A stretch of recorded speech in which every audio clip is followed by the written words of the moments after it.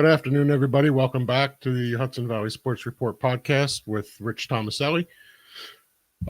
We had some news come down from New York State that allowed high schools to proceed with their sports seasons for the high-risk sports, basketball, wrestling, and cheerleading. Recently, with that news, some schools have made some decisions as to whether or not they're going to play. Rich, can you fill us in on some of the stuff you've been hearing lately? Which schools are going to be in, which ones are not going to be in? Yeah, I mean, it's first of all, you had to know that there was going to be a domino effect from last week's announcement. There was a lot of optimism, and that was great. And there was a lot of good feelings among the coaches, parents, and players. Also great. But there were still some things that needed to be figured out. And now that we are the following Friday from when we did our first podcast together, and we were talking about the governor's decision and the decision by local health departments and things like that. And one thing is very clear to me. Even though there's been a pecking order and a chain of command to approve a lot of what's going on to get high risk high school sports back on the playing fields, COVID's still calling the shots. COVID is still in charge here. So what's happened so far is just in the last week, I think four big things, and let me get them all out there, and then we can take them, break them down one by one. Well, first of all, Marist College women's basketball team is still in a 2-week pause. They're not back until Sunday because of having been exposed to the virus. But I believe it was yesterday or the day before, perhaps Wednesday. Canisius College, which is one of their opponents in the Metro Atlantic Athletic Conference, canceled the rest of women's basketball. They have not played a game, Eddie, since December 20th. So you're talking almost 6 weeks here. So they decided to cancel the rest of the women's basketball season. Now, that might not seem like a big deal. And in fact, Marist has played Canisius twice already. But we'll get into more of that. It is a big deal because what other schools may have to go that same route? Back over to high schools. So 3 things have happened. New York State Public High School Athletic Association has canceled the spring state tournaments. So no state championships for baseball, softball, track, etc. Lacrosse. It's a tough decision. I can see both sides of it. We'll get involved a little more with that as well. There's 3 schools in Section 9 who have now opted out completely from winter sports. Again, a lot of that has to do with the circumstance of the virus, but also has to do with and something you and I were talking about off air. Section 9 is hard and fast with its dates for the seasons. So the winter season is ending on February 28th. So we are now February 5th. You've got 23 days to try and squeeze in practices, even before practices, getting your family ID stuff in, getting a certain number of state mandated practices in, and then what's left for games. So Kingston, Onteora, and Saugerties said, no, we're not doing it. And the big one, I think, is finally, I believe it's 17 out of the 29 schools in Section 9 that offer wrestling are opting out of the season for a variety of reasons. The short season ending on the 28th, the possibility of transmission of the virus. Ulster County and Orange County, I believe, put out their guidance. They did okay everything, but there's a lot of protocols to follow, and I believe a lot of those schools just didn't think that wrestling was going to be able to meet those protocols, and certainly not in a condensed season. So yeah, I mean, there's a lot going on this week in the after effects of the big decision to let these kids, play high risk sports again. Yeah. I can't. I mean, I touched on it earlier. I kind of thought that we were going to have quite a few schools back out of season, the winter season here. Um, and I honestly can't blame them, not for the fear of COVID, but only because they're put on such a strict timeline that, like you said, it's a 28-day season. We're already 5 days into it. I looked up Walk-Hill. They had a timeline out that, February 5th, they had the family ID registration where families can go in and parents can go in and authorize their children to play school, high school sports. Right. They have Right. they have a mandatory meeting for parents on Zoom February 8th. February 9th, they have their first day of tryouts. So you're looking at, let's say they have 3 or 4 days of tryouts to try and push this through so they can at least get a few games in. You're not, you're looking, February 12th. Yeah. So you're looking at the 15th before you finally have a team put together for, your tryouts on that Monday. Your season's over in less than 2 weeks. You have 13 more days to play, sports. Right. I understand where the schools opted out. It's just not worth risking their student health to push them,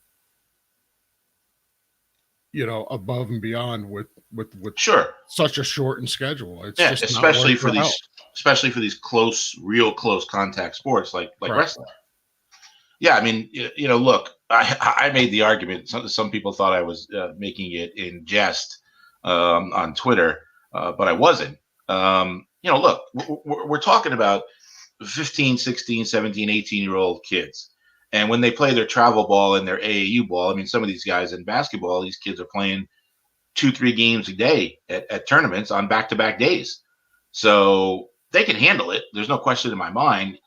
But again, like you said, you're asking a lot. Even if you played 3-4 games a week, but you only have 2 weeks, you're not even going to get in double-digit games under that scenario that you just laid out, for Walk-Hill. So it's going to be hard. If Section 9 had been a little more lenient with the dates, perhaps not ending on February 28th, perhaps ending a little bit closer to, a week later, like March 5th, 6th, 7th. They could squeeze in another week. We all know there's not going to be a state tournament for any season. There's not going to be any state tournament. But they had already made the decision about winter weeks and months ago.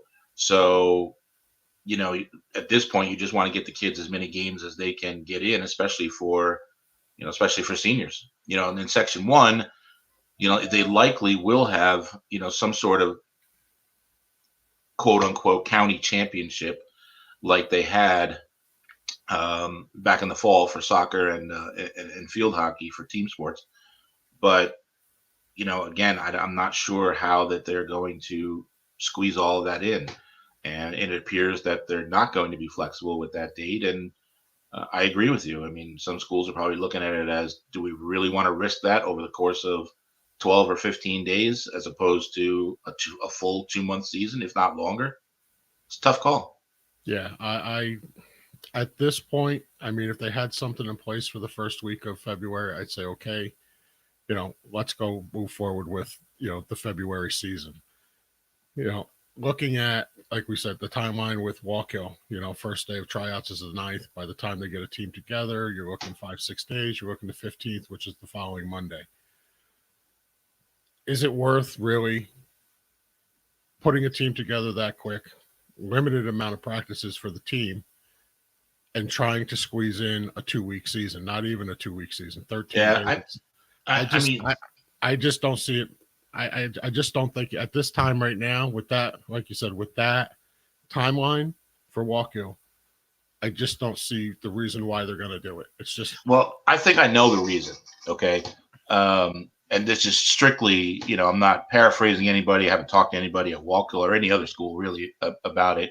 Certainly not Onteora, Saugerties, or Kingston in terms of, going really in depth about, why they decided not to participate in any sports or any high risk sports during the winter. I think there's still, some of the schools are still bowling and skiing and that sort of thing. But, I had just literally written a column 2 or 3 days ago about a kid in Michigan who high school hockey player. He wasn't a fantastic player. He was a good above average, passionate player, and he was already dealing with some depression issues. And once this whole thing of start and stop and start, indecision, we're going to play, no, we're going to wait another 2 weeks, blah blah blah, it was too much for him, and he took his own life. I don't think anybody wants to see that here. I'm not saying this is the overriding reason why they would have even just a 2 week season, but you've got to do something for these kids, especially the kids, the spring kids who lost an entire season last year.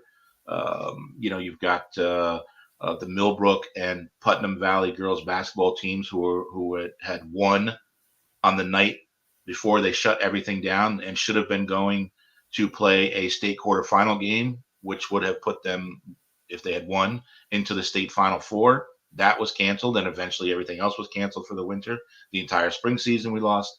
And, I think you have to do something for these kids, even if it's only a couple of weeks. There has to be something done. I agree that there has to be something done, but for this instance, for February, for basketball and cheerleading and wrestling, you gave schools, I think, a week's notice, maybe less than a week's notice, that, okay, go ahead, we're going to go forward with February 1st as a date where you can start high school sports or those high-risk sports. I honestly don't believe that's fair as far as high schools are concerned. They have to put this plan together in a matter of hours on how they're going to test, control, schedules, practices, paperwork for families and everything else like that are going to say that they're not responsible if your kid contracts COVID.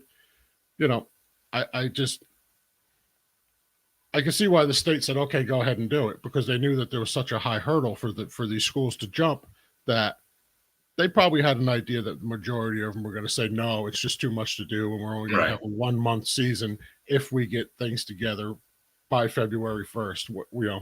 When they had the 1 week notice that, okay, you can go ahead and start sports February 1st. They knew that most high schools weren't going to be able to put a plan together and get everything in order for these seasons to start. Right. But already they're canceling the spring season, not the spring season, spring playoffs and championship games. Right. We don't know what's happening with February. We don't know what how these virus is going to be, spread, if it's going to get spread. And you're already canceling championships, 3-4 months down the road already. It's, I honestly believe they're jumping the gun with what they're doing.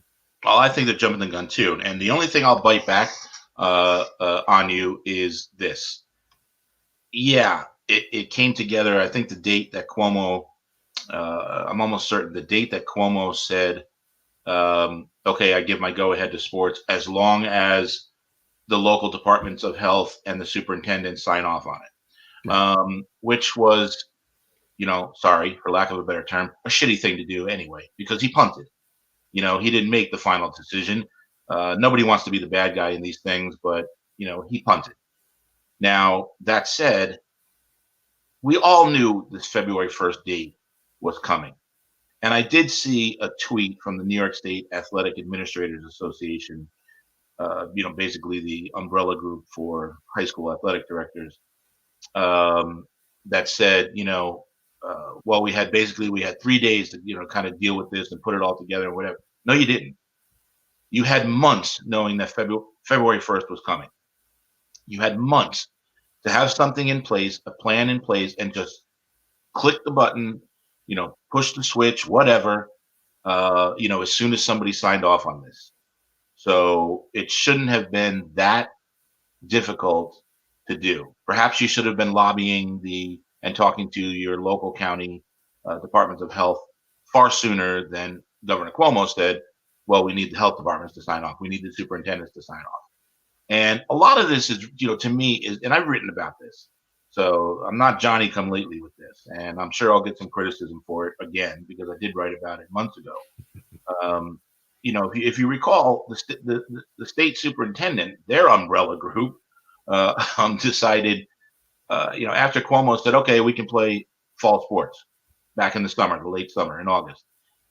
after he said that,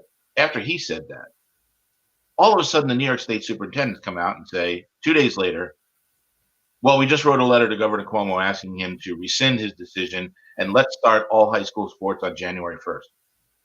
Yeah, okay, that's disingenuous, okay, because you didn't want to be the bad guy. And, the superintendents were sitting on their ass and they were just kind of holding off and waiting to see what happened. And then guess what? Nobody made a decision above them. So then they had to come back and make the decision. So, of course, they had to look like the bad guy. So I think a lot of the steps in the process with this was not handled well. Now, that said, I am willing to concede that, look, it's a once in a lifetime thing. I mean, when's the last time this happened? What was it, 100 years ago with the Spanish flu and all of that? So I do get it. I do understand. I have some sympathy for the people who are making difficult decisions. But, you've got to start thinking about the health and well-being, not physical health, just the health and mental well-being and emotional stability of these kids. They need these things. They need sports. They need drama club. They need the band. They need, all kinds of extracurricular activities because that is a part of school. And that's, I'll never get off of that. I'll never say that it's, well, we can do without it. We can't. No, I would never say we can do without it. Absolutely not. Right. I agree with you. Kids have to have sports in their life. They have to have all those other extracurricular clubs in their lives to stay sane, especially in the world we got right now. I agree with you 100%.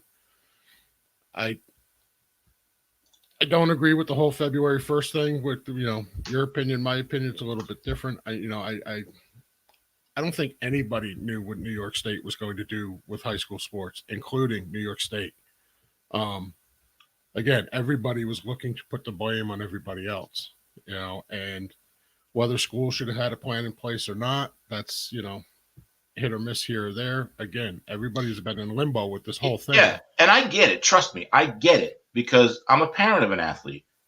And even if everything was hunky-dory and they approved everything and the numbers are dramatically falling because of the vaccinations and, if it was a blue sky world, but I still felt, I don't, but if I still felt uncomfortable about it, of course I would feel crappy having to be the one that goes to my son and say, you know what, I think I'm going to hold you out of sports this spring or this week.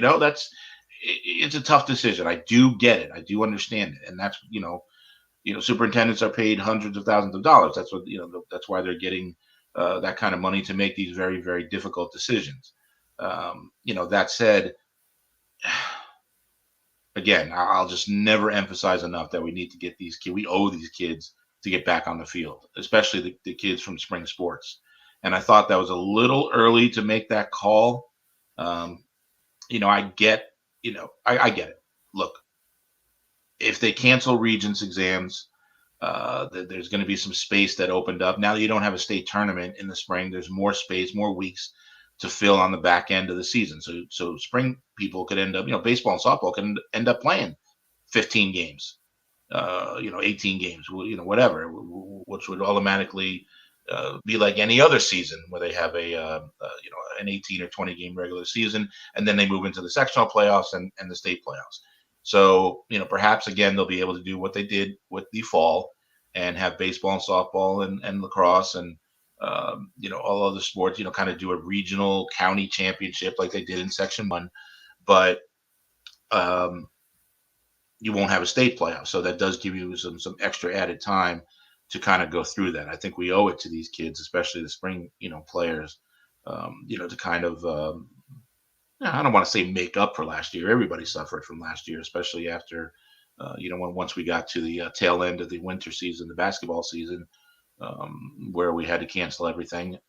So, I mean, it's, again, I understand that it's a difficult decision, but it's a decision that had to be made. I just think that the cancellation of the spring sports thing was just a little too early. I mean, it's February, it's February 5th. They made a decision a couple of days ago. It's, oh boy. I mean, it's yeah, they definitely jumped the gun. I agree. I mean, we're not even through winter sports and they're canceling spring championships. Yeah. And you look at what's going on, you look at what's going on with Marist, for instance. Okay. So this is the second time this year that Marist women have had to go through a pause.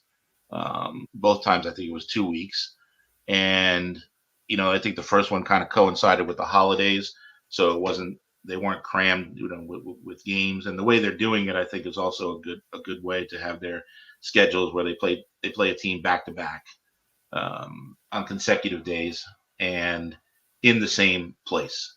For instance, when they played Canisius, they played them twice, back to back, up in Buffalo, got it over with, and got out of town. The thing that concerns me about that is, I feel bad for Canisius having to cancel the rest of the entire season.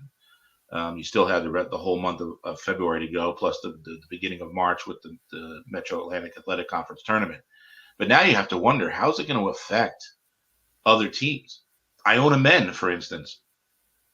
This should have been, kind of a fun, seminal season, hiring a big name coach in Rick Pitino to take over the men's program. And they've been slammed. I mean, just absolutely crushed with COVID related cancellations. And I just, I hope, I'm a big college basketball fan. I mean, I hope and pray that they get to March and that there's a March Madness and that they emulate what the NBA did with the bubble. They did say they were going to play the entire tournament in Indiana. Same time frame over 3 weeks, but it's a domino effect. It affects everybody. Canisius may affect another team. Another team may have to cancel the rest of the season. Then what? More that happens, you're starting to look at a watered down conference tournament. Yeah, I mean that's kind of the same thing happened with West Point this year. They had a schedule put in place, and then when Corona came in, they were basically fly by the week. Yeah. They weren't sure week to week who they were playing because they were scheduling opponents on a Monday for a Saturday game. It's crazy. Absolutely. There's no set schedules. There's no set anything right now. It's your SIDs or whatever for your schools are on their phones 24 hours a day, literally on their phones 24 hours a day, trying to make up schedules and get opponents for games. Man, God bless it. ADs, because they have never been in a situation like this. I was talking to the Arlington AD, Michael Kring, several weeks ago. We were talking, and I said, think of something. Think of anything, natural disaster, worst storm possible. And he was just like, I can think of many instances like that, but it never compares, to this. There was no precedent for this. Right. The West Point AD said the same thing. I mean, he's, there's been times where there was a game or something a few years ago where, all the reporters and photographers for everything for West Point had to sleep in the press box because the snowstorm was so bad they couldn't get out. There's 30, 40 people sleeping on the floors of the press box and in the stairwells. That was one of the crazy moments that he remembers. But like you said, nothing compares to this where, we knew who we were playing the next week. We knew who we played the week before. 3 weeks later, we knew who we were playing. There was never an issue. This, you don't know who you're playing tomorrow or 2 days from now because in an instant, this stuff can change people's lives. And like you said, game schedules and everything else. And it's funny, it's funny what you have to do, when some sort of extraordinary circumstance comes up. What you just said about sleeping in the press box reminded me, and this, trust me, I'm just telling this as a funny story, not in comparison to what's going on now. But when I left the Journal many years ago, the Poughkeepsie Journal, and moved out to Detroit to cover University of Michigan football and basketball, I'll never forget being literally locked in the stadium at Purdue. I was one of the last ones to leave the press box. They probably thought there was nobody there because for some reason it was, it wasn't an enclosed press box, but it was so cold in the press box that I put my jacket back on. And then I was just like, oh man, screw this. I'm going to go try to find someplace warm. The only place I could find was the bathroom. So I went in, I sat down, and, put my laptop on my lap and, banged out my story, went back to the press box, which is now dark, to the phone to send my story, send my story in. And then when I try to get out of the stadium, I can't find an open gate. And I'm like screaming, hey, anybody, hello. And finally, one of the maintenance people who was already outside the stadium came back in and let me out. But, it's amazing what circumstances you have to go through sometimes when you're presented with, kind of an unprecedented, luckily, I don't have that worry in high schools. You don't get locked into, Right. A baseball field or anything else. But yeah, I mean, God bless our local ADs for everything that they've done and everything that they're continuing to do. Because you also have, many constituencies or stakeholders in this whole thing. They've got to answer to their superintendents. They've got to answer to their players and coaches. And you know what? Got to answer to the parents. Yeah, absolutely. It's amazing what, these situations will actually bring out of you, the stuff that you're capable of doing that you never thought you would ever have to do. And now here all of a sudden, you Yeah. You got to come up, basically it's put up or shut up. You were hired to do a job. Now here it is, you're in Right. the worst case scenario. You got a commitment to athletes and parents. And now, who are we playing next week? Or, Yeah. And I'm sure, and you've with your company, which the folks can see right there on the banner ad, in all the years that we've worked together, all the great photos you've taken for us, you've been, you've been on your knees, near a mat shooting wrestling photos and taking video, and you more than anybody probably see, how, look, it's inherent in the nature of the sport. You're right on top of each other. You're face to face. You're touching faces. You're touching hands. And that, speaking of parents, that was probably a devastating blow, not only to, some of the parents, but all of the kids and the wrestlers. 17 out of 29 schools. That's a lot. I'm happy to see the Section 9 is going to go through with the rest of the season with the schools that are opting in to participate. But oh boy, I just feel awful for for wrestling. That is a tough, yeah, that's a tough pill to swallow. I was reading where they mentioned Jeff Quilty, who is the Section 9 chairman for wrestling. Chairperson, yeah, chairman. He's talking by the time they get their teams together, practices in, because I believe they have to have a minimum of 10 practices, which the state did not waive, in order for them to get their season moving a little quicker. So you're looking 10 days from now that, they might be able to start their season. Right. So they're talking about, a 1 week wrestling season and then going into Section 9 duels. Right. Which they'll have 4 days at 4 different schools, and that's it. You'll have a 2 week, a 1 week wrestling season, 1 week of duels, and that's it. That's your senior season of wrestling. It's, extraordinarily unfortunate. And I mean, I don't know what to tell some of these kids. My son has a good buddy from, I think it's Middletown who wrestles. I think they are one of the schools that are still in, but it's a tough situation. And, I always said that, I love all the sports and I love all high school sports, but I always had an affinity toward lacrosse because I think it's, really just, they play in anything. It's like a real tough person sport, boys and girls. And, same thing for wrestling. I mean, what these kids have to go through, making weight, watching, you don't have to watch your weight in football. I mean, you do, but, 4 pounds either way is not going to make a difference. To an extent. 4 or 5 pounds in wrestling makes a big deal.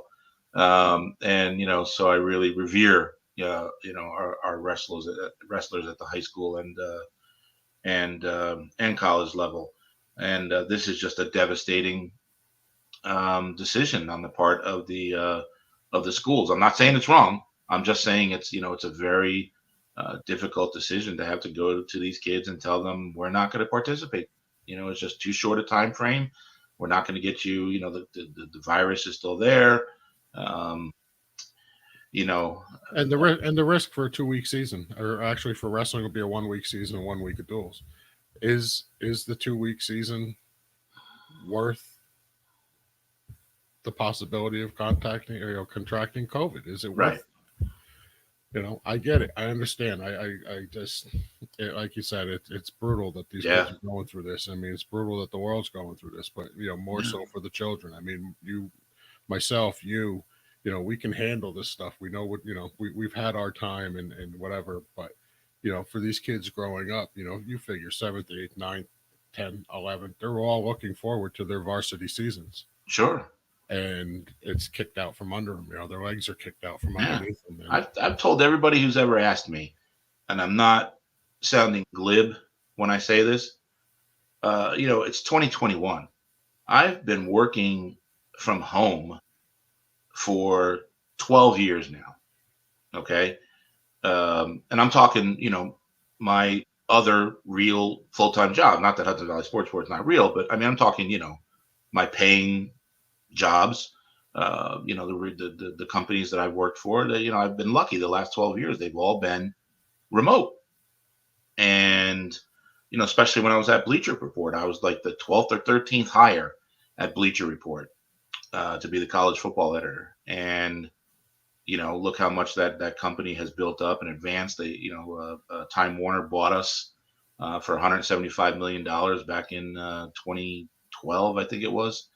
And we still were able to be remote, even though we had a lot of money, infused into the company. We did have offices in New York and San Francisco, but the bulk of the employees were able to work from home. It hasn't impacted my life that much because I didn't have to worry about getting up and getting on a train or going to work in New York City or whatever. I've been working from home for 12 years, but I can see it impacting both of my sons. My son in college, who had to come home in March of last year for the rest of the year and do remote. He'll start out in 2 weeks with remote before he can even move back into his dorm another 2 weeks after that, which is closer to the beginning of March. My high school guy, he's, I mean, the poor kid is pulling his hair out. He started working out with a buddy and that helps him, 3-4 times a week, lifting and doing some of the things, he can do. But there's not that camaraderie of a team. There's not even that camaraderie of a classmate or, getting that phone call, at 2:30 when the bell rings, and it's my son saying, do you mind if we walk downtown from the school and go get a sandwich at the deli or, whatever, go to Stewart's and get ice cream, yeah, absolutely. That's part of it. Hanging out with your friends is part of it too. That's why I feel awful. And if you take a look at the column I wrote on HudsonValleySportsReport.com about this young man out in Michigan, you'll see that you'll see what the effects are of not having that peer group around you, the camaraderie of a team, the closeness, the bonding, or even if you're not an athlete, even just your classmates. It's been hard. It's been hard. And hopefully, you know what, when we do another podcast in a few days or next week or whatever, maybe we're talking about something more positive that practices have started, which they have in a few places. And we get a schedule and we see what the games are going to be and keep our fingers crossed that the virus doesn't get out of control again. Yeah, absolutely.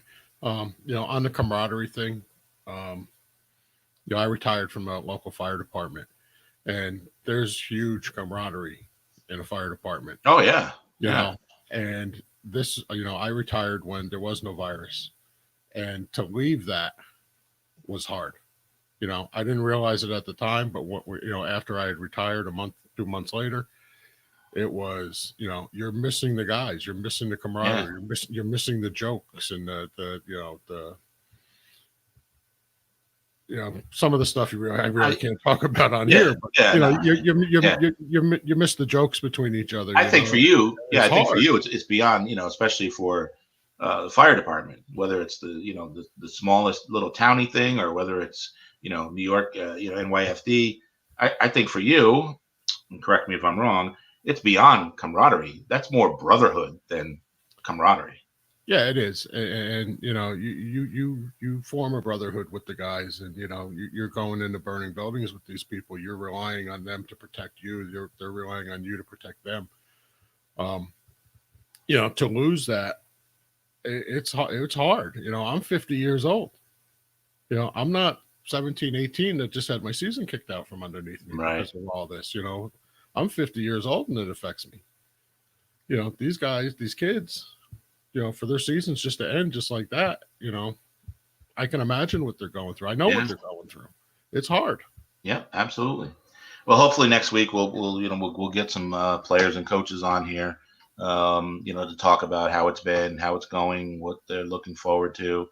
Remember, fingers crossed. Hopefully, we've got football and volleyball and cheerleading coming up on March 1st when that fall 2 season begins, and then shortly after that, I believe April 19th thereabouts, you've got the start of your spring season. So hopefully we'll be talking more X's and O's and things like that than we will be about COVID-19. Absolutely. Let's hope. You want to give us ways to reach out to Hudson Valley Sports Report, you know, social media? Yeah, just where we are, HV Sports Report on Twitter.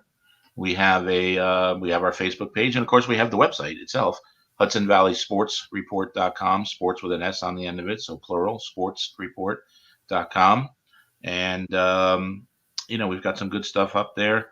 Again, I urge you to. I actually had asked a lot of our followers to not only read that column that I wrote, but to leave a comment at the bottom for the family, and hopefully we can get a link to them out in the parents out in Michigan. And I had just read it earlier today. There was another similar incident where a young man took his life, who was kind of despondent over the whole thing of not having sports, or kind of getting. I know this is not the right phrase, but kind of dragged through the mud a little bit of, okay, we're going to play. Oh, nope, hang on, we're not going to play for another 2 weeks. Oh, hang on, we're not going to play for another 2 weeks. And it's heartbreaking is what it is. But yeah, that's how you can find us. And you can always drop me an email, rich@hudsonvalleysportsreport.com. It's all over the place. It's on our Twitter page. It's on our Facebook page. If you've got thoughts, comments, story ideas, just let us know. All right, Rich. Thanks for joining again, and we'll see everybody next week. Absolutely. Thanks, Eddie, for doing